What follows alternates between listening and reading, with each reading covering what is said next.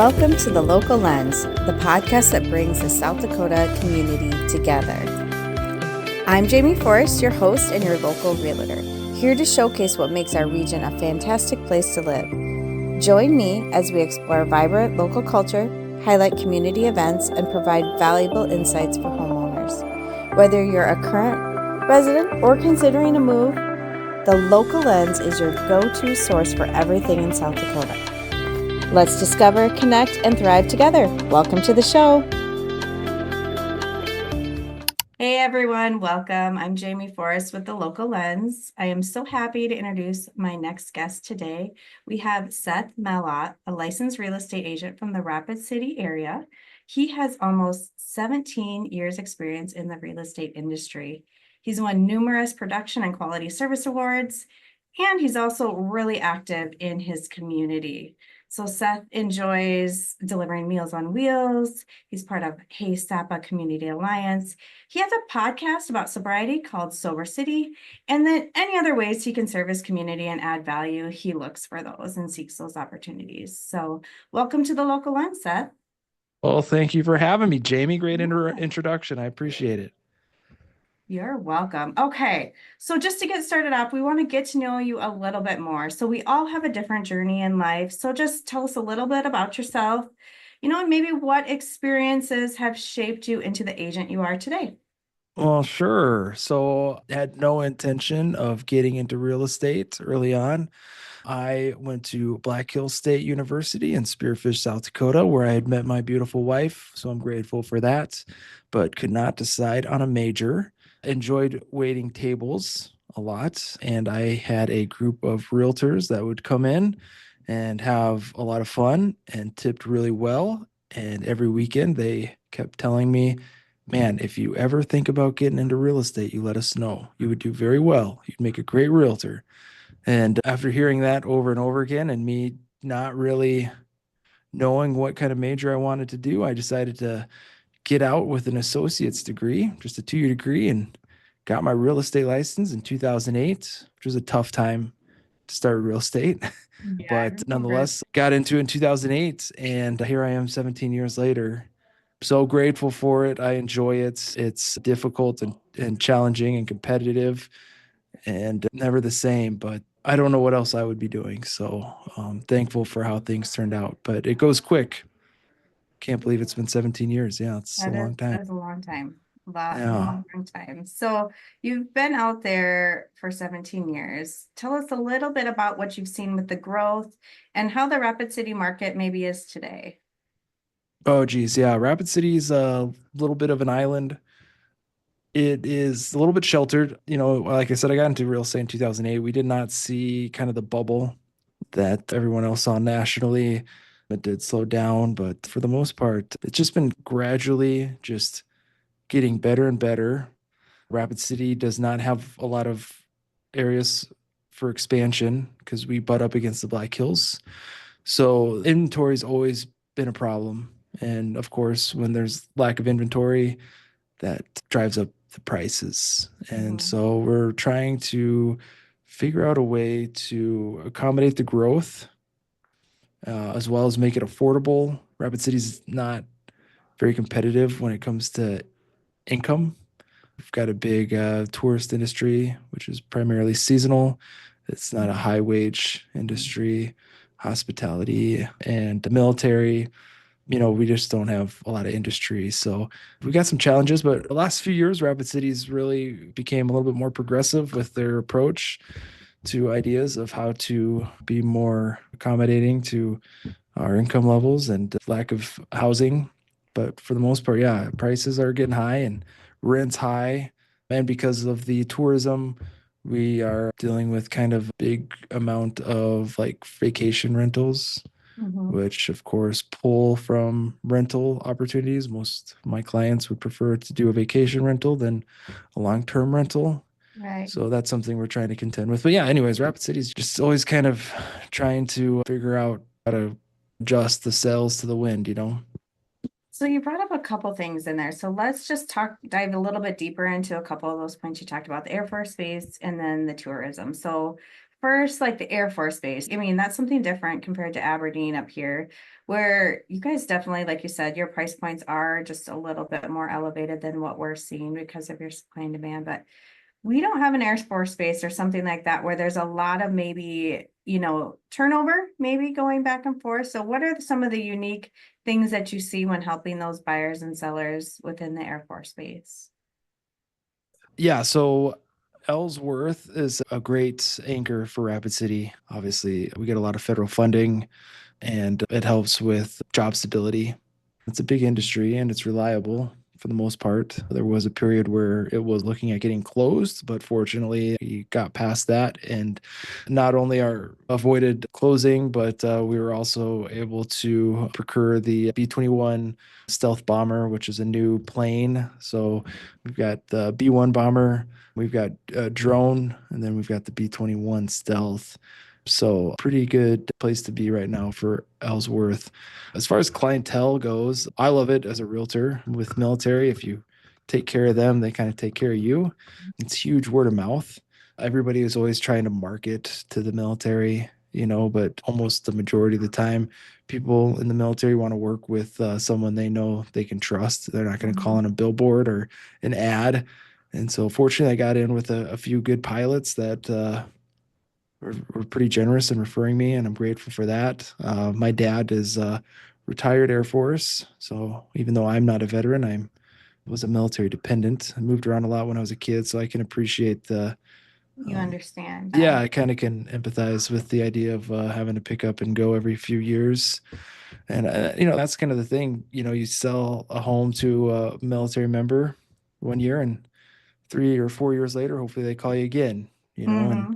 so there's a lot of homes out on base that I've sold 2 or 3 times. And other than that, though, and military people are just always pretty great to work for. And I've gotten really good at taking video tours. A lot of times, they only get like a month to kind of nail down a home. Hmm. So if some good comes on the market, I have to move quick and go get video for them, do a video walkthrough, and Hmm. Have you um, seen too? So I've seen a lot of out-of-state buyers coming in to the market. So I feel like these video tours are becoming more important to right, yeah. really make sure you do thorough, detailed video walkthroughs with these people.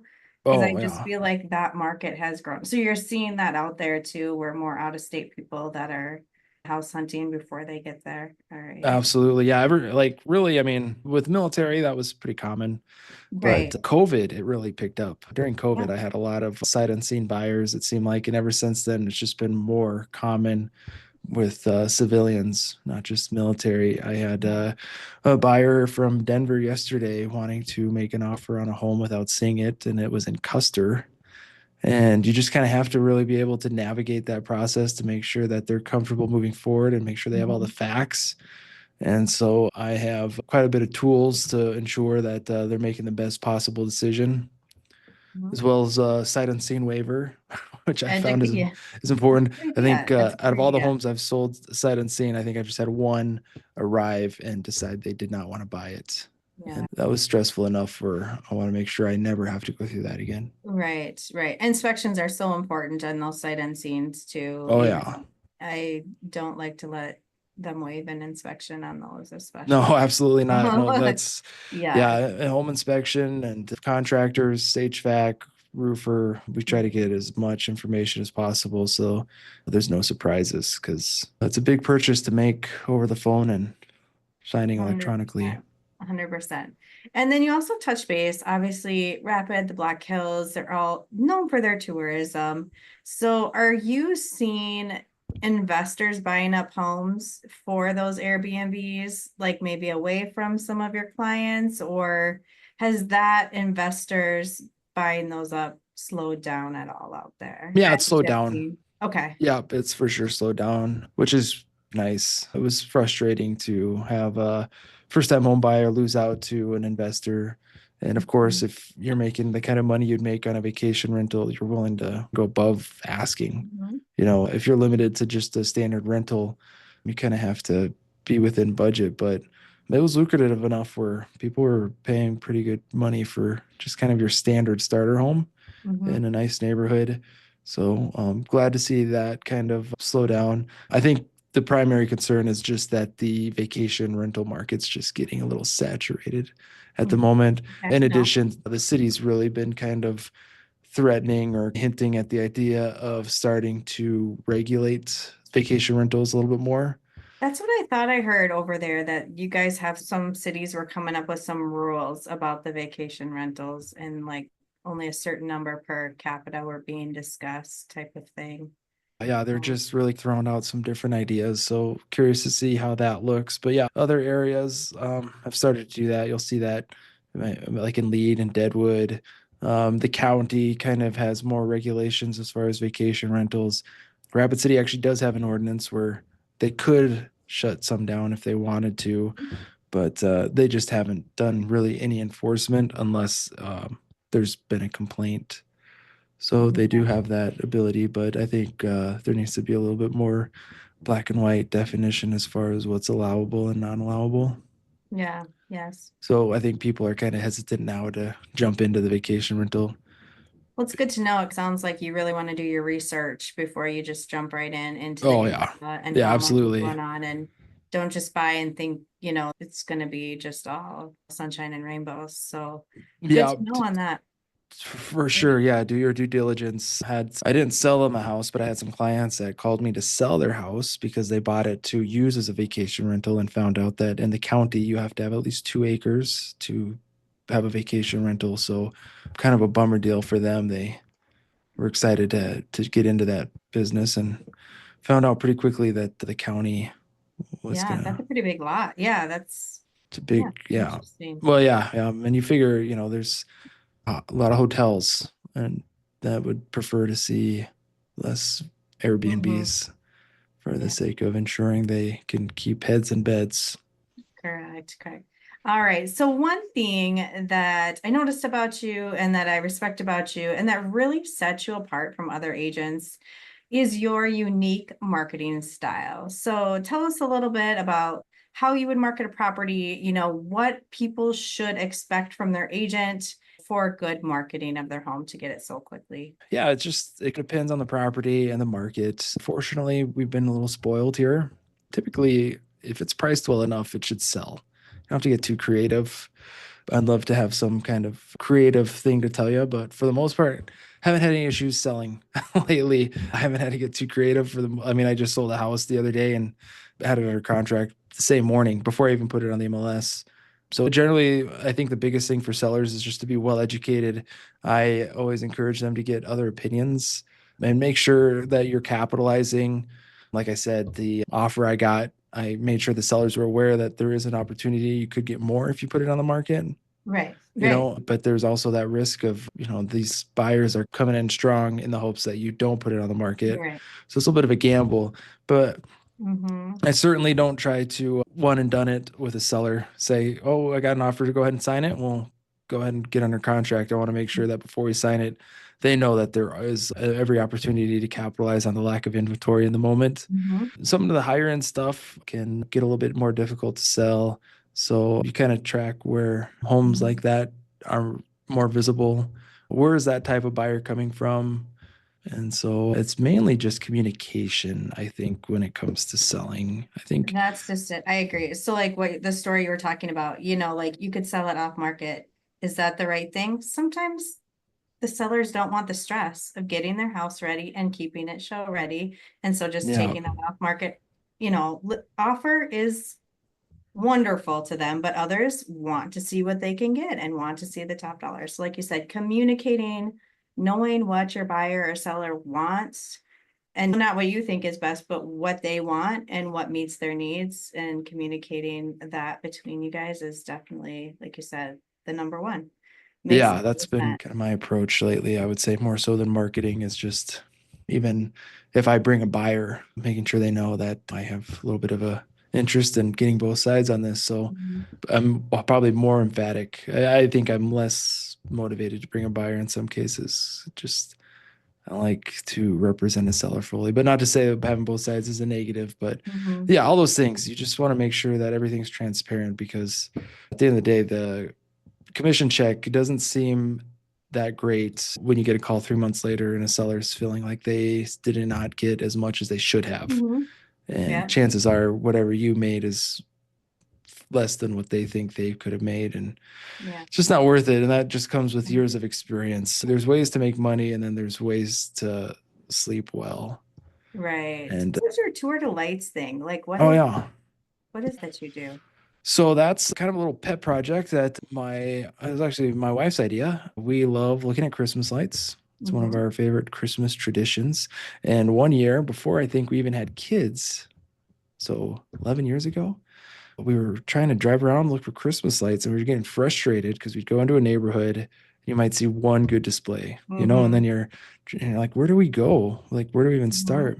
So what we decided to do was just really hit it hard and start writing addresses down and put it on a map. And so then I would have this list of homes that I held on to for a whole year. So then the November of the following year, I said, hey guys, here's a list of all these properties that had great displays the year before. And so I'd reach out to all those people and say, hey, are you still going to do what you did last year? And what ended Right. up happening was like more and more people started like, hey, do you have that map? Do you have that map? And it was just like Mhm. a printout, you know? Yeah. And Yeah. then eventually I was like, I need a website because I was Yeah. getting 40, 50, 60 homes. So then I created a website, tourtolights.com. And now it's just that you pull it up on, it's like a map. You go to the website and it pulls up on your Google Maps and it will show you where you're at. And you can just find the Christmas trees. And it's just been kind of a fun, every year I do it. It's funny because like this year, I was like, I am so sick of this tour de lights. Cause I don't, in my mind, I'm like, I'm not making money on this. It's kind of a pain. Mhm. And then people keep hitting me up like, hey, do you have that? You know what I mean? Yeah. And I'm like, this is actually, when we talk about marketing, and that's what's tricky is like some of the best things you can do are the things where you make no money. Like, Oh, yeah. Yeah. and no matter how long I've been doing it, sometimes I can lose track of prioritizing based on the economic gain, Right. which I've gotten a lot better at lately. Yeah. But still, sometimes you get a client that's very demanding and they're in the high end. So you're like, oh, I got to give them all my attention. But I forget like the people that have referred me the most are either not luxury buyers or sometimes they don't buy at all. You know what I mean? Like Mhm. I still, because they feel like they owe you something. So Mhm. with Tour de Lights, I got invited to be on a podcast because of it Oh, that's and awesome. was in the paper and the news. And so it's like, this That's is not cool. about making money. It's just kind of a Yeah. way to stand out. It's not like Mhm. another face on a park bench.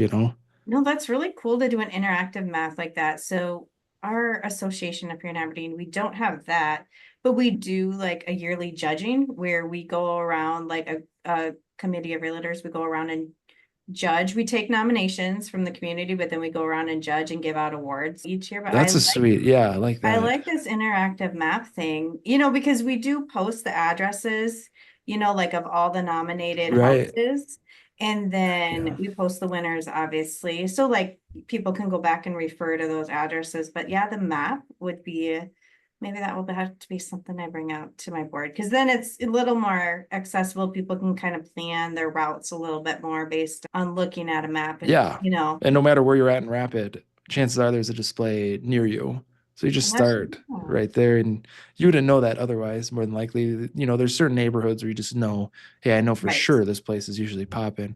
If you're from there, but if you're not, if you just move there, what a Oh great yeah, no. resource to send your new clients, families around Christmas time. Like, hey, if you're looking for Christmas lights, if you love them like I do, because my family, we are obsessed. It's our yearly tradition. When we do our family, we grab our hot beverages, some cookies, and we drive around in the car and look at Christmas lights. So this Heck is yeah. so cool. We might have to make a road trip to Rapid sometime Yeah, you and do bet. it. So Absolutely. Yeah, yeah. Rapid does a great job. There's some people here that are hardcore. I love Christmas in Rapid. Actually, it's the best. So yeah, I'm hoping my next goal is to create an app, which I think would be Mhm. great. Because then, if I can just get the bones developed, then I can say, "Hey, Jamie, I started this app," and then you can tell people in Aberdeen, and then they can just start adding their address. You know what I mean? Like, Right. because All my right. website's Yeah. totally manual. It's all ran by me. So I'll get an email. hey, can you add my house? So I have to go in there and like add it to the map. Yeah, where people can add their own house, take a picture of the outside of their own house, upload in the app. You have to approve it, obviously, because you don't want, like certain, Yeah, there's got to be a but little yeah, no, oversight. that's a good idea. And then like you could slowly start adding it, or people could vote for their favorite house for the year, or Right. Yeah, you could different really do things. something. That's what I'm Different things. thinking. Yeah. Yeah. Very cool. Very cool. So that's my goal this year. I started the process with that, and we'll see. I'm hoping by Christmas it'll be something. But yeah, that was my idea that's been in the running for a while, and it's been kind of my claim to fame here in Rapid is my tour de lights. That's very cool. Very cool. All right. So you have started something else besides the Tour Delights. You started a podcast called Sober City. So tell us just like a brief little, synopsis of how it got started, what it's all about, and how people can find it. Yeah, absolutely. So it's just like you're doing. I'm just in the recording episodes phase right now, Mhm. just getting a kind of a stockpile. But what it is, so I have been sober a year and a half, and I have found an incredible community of people who are active in their sobriety via like 12-step program, and just really incredible people with incredible stories and have come out of some bad places and Mhm. are pillars of society here in Rapid. And you wouldn't have no idea what they've been through unless you sat down and had a conversation with them. And I got to know all of them pretty well. And I was like, what if I interviewed you? Would you be willing to like share your story to people? Mhm. And almost all of them are like, oh yeah, absolutely. Because the idea is like humility with Mhm. sobriety. If we're like, oh, I'm embarrassed about my alcohol or drug dependency, you're not going to get better. The best thing for us is to be vocal about it. It's being sober out loud. And so, yeah, I got a few guys to talk about what they've been through, going through prison. One dude was facing a mandatory minimum of like 18 years, and he was able to avoid that, going through divorce, losing businesses, and then coming out the other side and where they're at now. And kind of, and then just a podcast of hope. And when I got sober, I was kind of in a low place and not happy with life and felt pretty alone and like a loser. And I think I was really trying to find a good podcast at the time that was going to be able to reassure me that I can get out of this or get And better. you're not alone. Like, yeah. Yeah. Yeah. Yeah. And really the idea is too is hopefully somebody hears it that's like, man, that's me. Or that's my husband. You know what I mean? Right. And it kind of adds some context, the insanity of it and the selfishness of it and everything that goes Change along one with it. life, right? Like if you can change one life, Yeah. it was Yeah. worth And it's just really enjoyable for me just because I'm sitting down with my friends and hearing about them surviving, and I it. love it. And I love these guys, these people. There's some women too that have some cool stories. So, yeah, Sober City is what it's called. It's on pretty much all streaming platforms, or will be. Will be. Probably the Yeah. time when this is out, mine will be out as Yeah. well. And that's something that not necessarily having to do with real estate, but I think we can't always be about real estate, Jamie. No, no, It it's can about easily community consume you, and yeah, connection. right? Yeah. Yep, for sure. So, well, I thank you for sharing. I mean, do you have any long-term goals or any visions you see for the future of real estate that you want to share with us? Oh, as far as real estate goes, I think it's just a matter of evolving. I think my goal, just like what you're doing, is what can I do differently? How can I get outside of my comfort zone? Mhm. It's so easy to just come into the office and just return emails and cold call. You know what I mean? Do an open house. I think those days are kind of fizzling out. People are more relationally motivated, Mhm. and any opportunity you can do, anything you can do to build relationships right now are huge. And that's kind of my goal is how can I just get to know people and well, how can I serve them? And Yeah. it doesn't always have to be about making money. Last year, I Mhm. stopped being so concerned about income goals, didn't even pay attention. I was just focused on the idea that this person reached out to me as asking for help. And I'm grateful for that opportunity. And I'm not going to squander it by prioritizing on the basis of what financial gain I might get. And I had an amazing year Not necessarily financially. It wasn't my best year financially, but it was my best year as far as just feeling positive and grateful Mhm. and optimistic. And I think that's like my goal for this year and probably every year after is just thank you for the chance to help you. And if you don't want to buy, that's fine. I'd rather you not buy and be happy than Mhm. buy and me have a closing. And it's Yeah. just a lot easier. It's just a lot less stress. And I think, That's definitely my mindset. The money is at the bottom of my list of why I do real estate too. right. Yeah, I know. And it's Yeah. got to be. Yeah. And I think people can pick up on it too. If they're Mhm. feeling like they're being sold, yeah, not interested. And people don't want to talk on the phone. You know what I mean? Like, uh, there was a while there where it was like, hey, I saw you call them and say, hey, I saw you clicked on this listing I sent you. It's like, yeah, I don't, yeah, I saw it. You know, if I was had a question, I'd call you. Tell you. You know what I mean? Like it was Yep. just, but it's like my instinct. Like I get this notification, oh, I better call them. It's Mm-hmm. like I gotta find a way because it's people are busy Yep. and people are nice too. They don't want to tell you Yep. I'm not in, you know what I mean? So You just got to get out of that scarcity mindset. Like, if I don't get that deal, I'm a failure. You yeah, know, where my career is going to be over if I don't get this no, listing, or, you know, that scarcity mindset can really hurt an agent, you know, if that's how they think. And oh for sure. And I can tell you, it's kind of like a virus. Over time, you get angrier and bitter and Mhm. resentful. And I think those were kind of some of the traits I had. And unfortunately, when I got sober, it just totally changed how I viewed life and how I had to stop thinking about myself Mhm. and it was like, and that's the thing I would tell any realtor is just, if you don't get that deal, if somebody decides to use another agent, hey, good luck. I hope it works out. I'm happy to hear that Mhm. you found something and move on. I had Yeah. an agent. I got a listing the other day and I had to call their previous agent and say, hey, I need you to come get your lockbox.